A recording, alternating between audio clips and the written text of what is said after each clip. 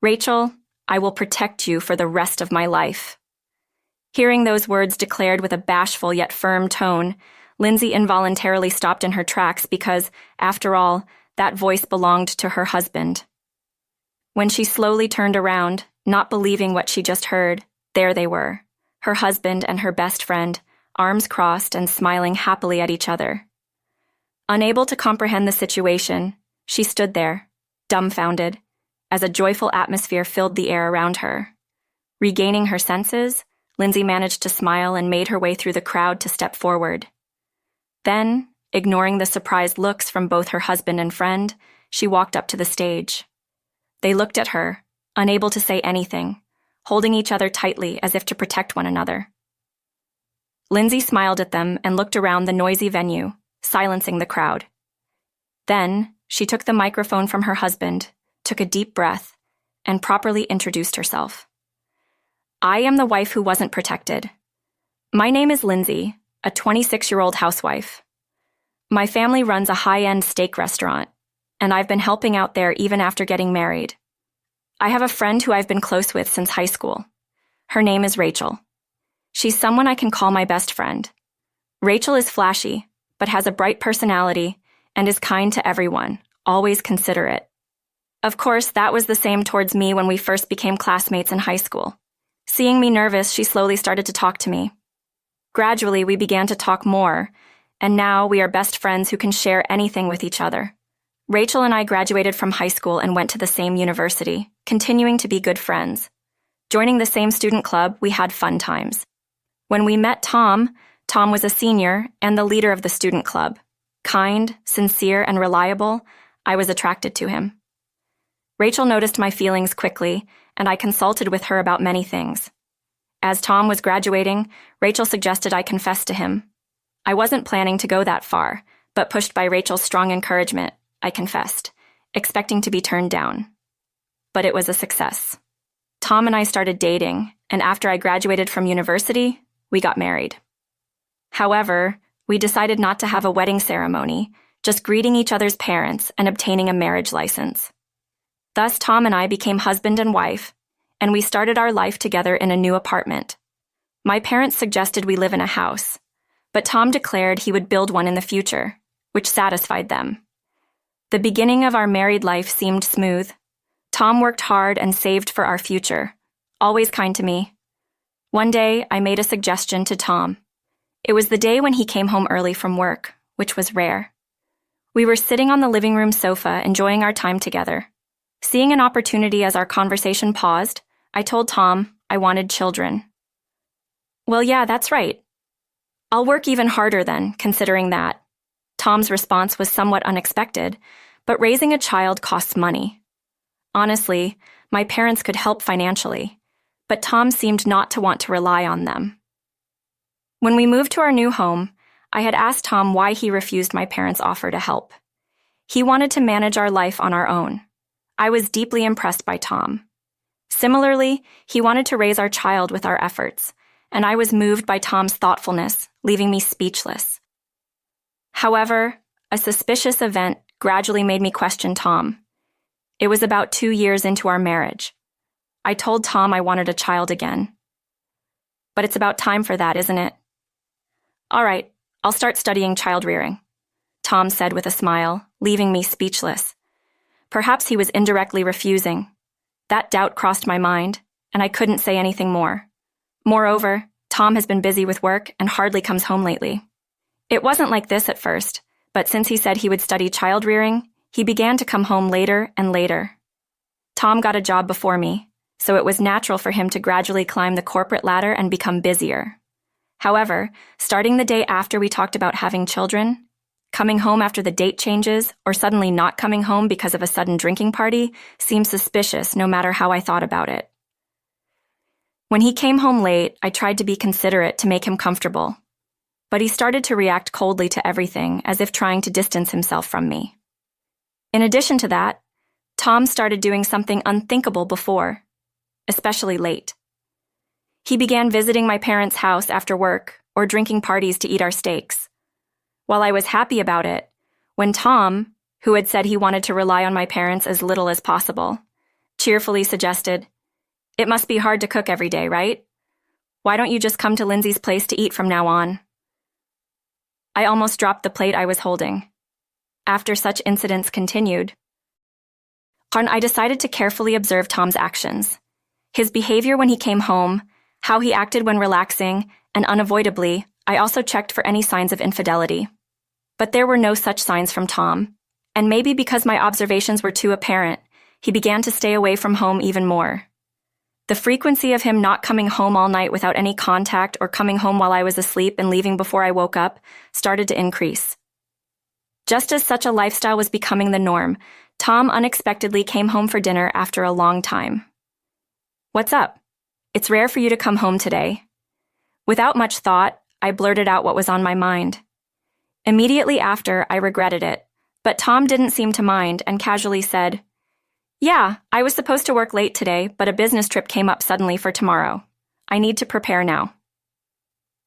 Saying that without even changing clothes, Tom took out a large suitcase from his room and started packing hurriedly. Occasionally, he would ask me where this or that was, prompting me to help with the packing in a rush.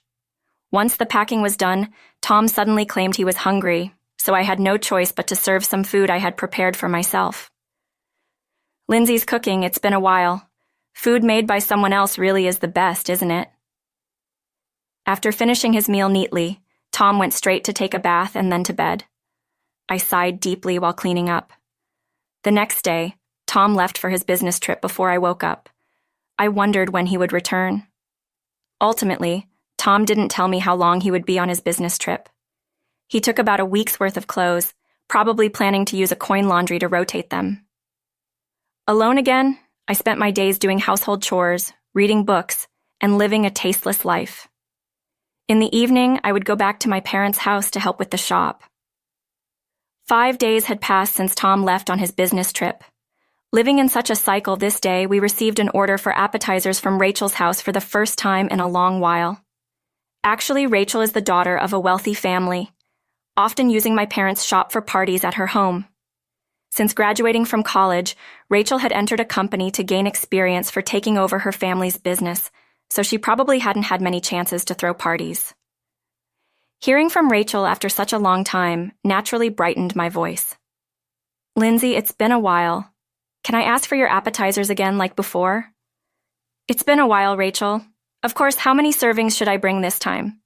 It was a small party, so the order was for 50 people. To me, that still seemed like a lot, but for Rachel, it was considered small. I immediately told my parents and decided to personally deliver the appetizers to Rachel's house as it had been a while.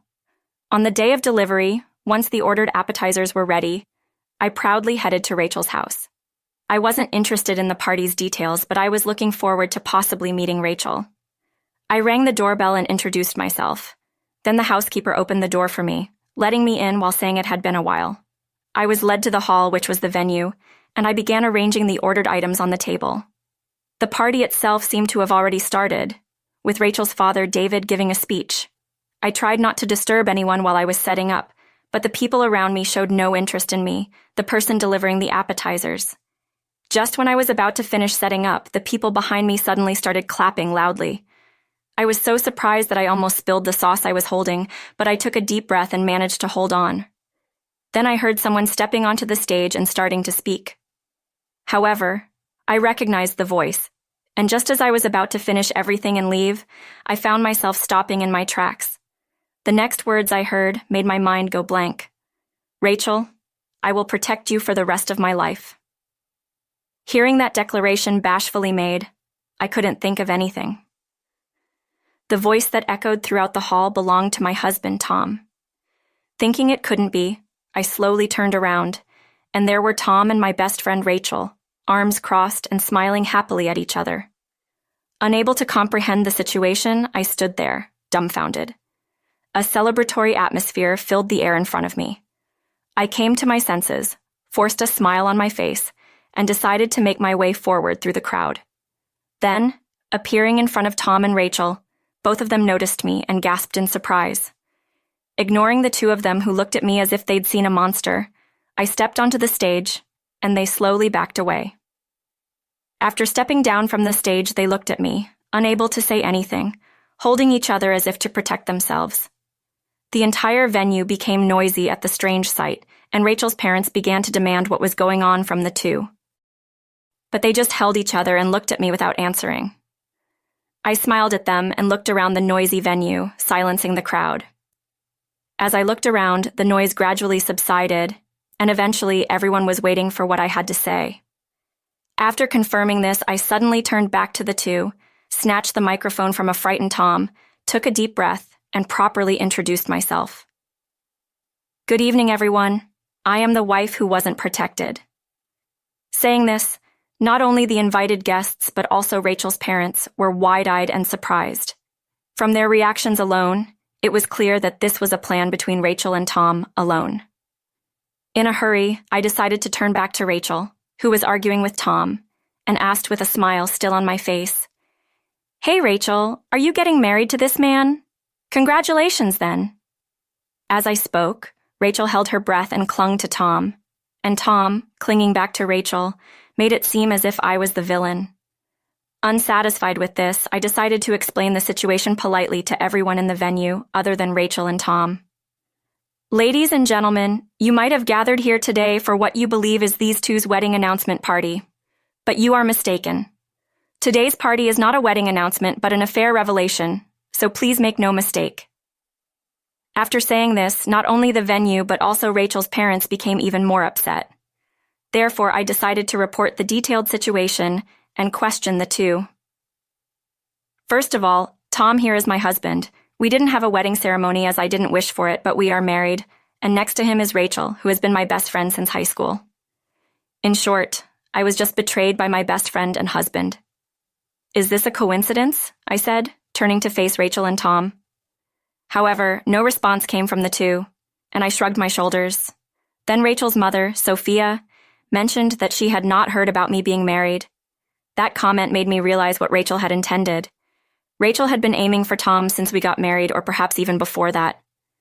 Glancing at Rachel, she was biting her lip and glaring at me, and when our eyes met, she let go of Tom and lunged at me. "Stop lying, I haven't betrayed you." Hearing Rachel start with something so unconvincing at this point, I sighed and continued the conversation. "Did you all hear that? Rachel says she hasn't betrayed me, but what does that mean exactly? Rachel, who wholeheartedly supported me dating Tom and was the happiest about our marriage announcement. Who is she really?" "Stop it already! What's with that way of speaking? It's so irritating. Someone get her out of here," Rachel shrieked, and David silenced her with a loud voice. My parents, who were completely unaware of the situation until now, seemed to want to hear the story from me. If that's the case, I have to make sure everyone here, especially Rachel's parents, hear me out. As I mentioned earlier, it's thanks to Rachel that Tom and I started dating, and it was Rachel who was so happy when we announced our marriage. But why are Rachel and Tom trying to get married behind my back now? Tom, I'd like you to explain that. This time I turned the conversation to Tom, who was panicking and looking pitiful instead of the furious Rachel. As expected, when I named Tom, he was shocked, shuddering, and could only mutter incoherently. Unable to stand it anymore, I chose my words to provoke him and asked again. "I'm asking why you're trying to marry Rachel when you're married to me. Was what you said earlier about protecting Rachel for life a lie? Or was our marriage itself a lie?" "I haven't lied about anything." Tom raised his voice as if to say he was being sincere, responding to my accusatory tone. Either way, his words were insincere, but at that moment I didn't care. "Really? Then isn't this situation strange? You're married to me, but you'll protect Rachel for life. Sorry, but this country doesn't allow polygamy or bigamy." Tom then began to speak with a face like he was about to cry. "No, it's not like that. I wanted to marry Rachel at first, but Rachel is popular, right? I thought she wouldn't even look at someone like me. But because you were always with her, I thought maybe if I got close to you, I could eventually become friends with Rachel too." Hearing this, I was about to lose my temper, but decided to keep calm and let everyone hear everything. "So you approached me to get Rachel, and that was your intention from the start. That's why you've been avoiding the topic of children. That's right? Because if we had a child, I couldn't break up with you if I wanted to marry Rachel. I wanted him to deny it, but Tom honestly answered. While I was struggling to contain my anger, Tom started babbling without anyone asking, as if confessing everything would make me forgive him. Also, your family owns a high-end steak restaurant, and Lindsay's parents are nice people. So they treat me to a lot of meals. I thought being able to eat as much high-quality steak as I want whenever I wanted wasn't bad. I was about to hit him, but just as I was about to step down from the stage, Rachel, who had been silent until then, started laughing loudly. Ah ha ha ha. Well, isn't that great for you, having such a talent? I didn't even want to order appetizers from you, but Tom insisted, so I did. Be grateful. And I never thought of you as a friend from the start. You were just the perfect foil for me, and I've been using you all along. Rachel finally showed her true colors. Either she gave up hiding it or felt confident after hearing Tom's assessment of me. Either way, she started revealing various things like Tom did. It was a long plan. I met Tom in college and wanted to make him my partner, but Tom himself lacked the courage. I thought if I could use you to take him away, Tom would realize his charm, and I could discard you when you were no longer needed. Rachel's outrageous statements caused the hall to become noisy again. Rachel's parents covered their mouths, looking at their daughter as if they couldn't believe what they were seeing. Amidst this, Rachel clung to Tom and glared at me. Then David stepped forward and bowed to me. He also bowed to the guests and said in a clear voice, "We deeply apologize for the disgraceful behavior displayed by our daughter at this event. We are sincerely sorry for any discomfort this may have caused you." Then, turning back to me, he bowed again and apologized. "Lindsay, I am truly sorry. I never imagined my daughter would turn out to be such a person.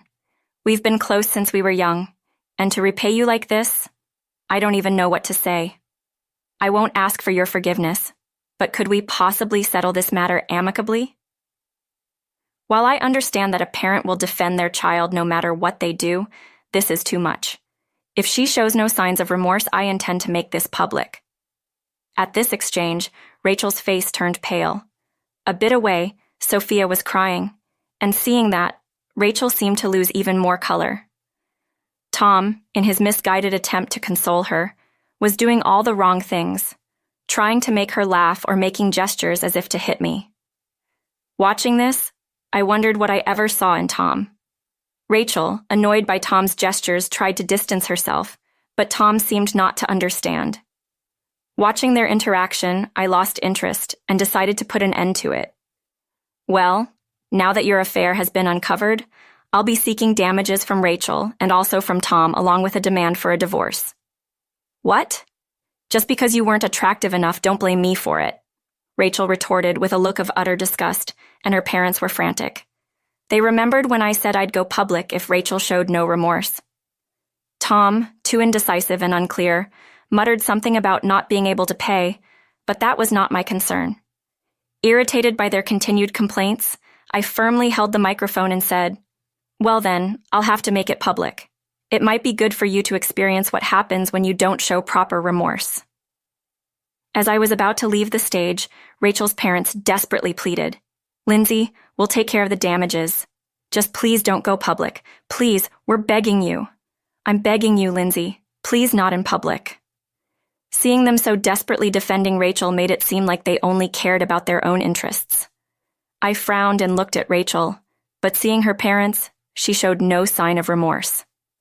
Fed up with the situation, I decided to deliver the final blow. "I don't know how long you plan to act so nonchalantly, but your cheating will be revealed soon enough." At my words, Rachel's eyes widened as everyone was shocked, and confusion began. I stepped down from the stage and made it clear through the microphone. "Everyone knows about your flings. You've been seen with multiple partners, choosing whoever is convenient at the time. How many people do you think have witnessed this? The latest info is from yesterday. You were seen entering a hotel with a man, just so you know." Immediately, David yelled out. Sophia began to cry loudly, and Tom was just flustered, not understanding the situation. The guests started to murmur, and eyewitness testimonies began to emerge. Taking advantage of the chaos, I dropped the microphone and left the scene. Feeling good, I returned home to find my parents closing up the shop early. When I asked why, they mentioned it was just to prepare the order for Rachel's house. Seeing the opportunity, I helped my parents close up and then told them about what had happened. They were outraged, but I desperately stopped them from getting involved to avoid unnecessary rumors attaching to their business. They reluctantly agreed, and we discussed the future. Divorce was a certainty, and we would deal with Rachel's family through lawyers. Tom, unsure of what to do in this situation, initially didn't want a divorce, but when faced with the final option of explaining to the parents-in-law, he quickly agreed to it. Even though society may view divorce negatively, he seemed to not understand at all why things turned out this way, which only made me angrier. However, the parents-in-law were reasonable, offering apologies over the phone and in person. They also promised to ensure Tom paid the damages from his earnings, which was satisfactory to me. The problem, however, was on Rachel's side. Despite the discussions through lawyers, she unexpectedly showed up without prior notice, wanting to talk. Since the shop was operating normally, we couldn't dismiss her and let her into our home. Talking with my mother, Rachel's parents didn't say much, instead desperately trying to hand over a paper bag. When asked what was inside, they only said it was their feelings, being vague. Frustrated, I asked again, and they revealed it was for the damages. Rachel, not showing up herself but trying to hand over money, angered both my mother and me. When asked whether they preferred being reported to the police for disturbing the business or leaving immediately without leaving anything behind, Rachel's parents quickly left. Despite these events, I successfully divorced. Since then, Rachel and her family haven't bothered me, and my shop has continued to thrive as usual. Yet, having grown up in a place where such troubles occurred, I couldn't find peace of mind. With my parents' advice and having a substantial amount of money at hand, I decided to take a bold step and move far away from my hometown. In this new place I chose, I thought of realizing something I had always dreamed of, albeit vaguely. I have always loved cooking, especially baking. I couldn't forget the joy of bringing my creations to school and seeing my classmates enjoy them.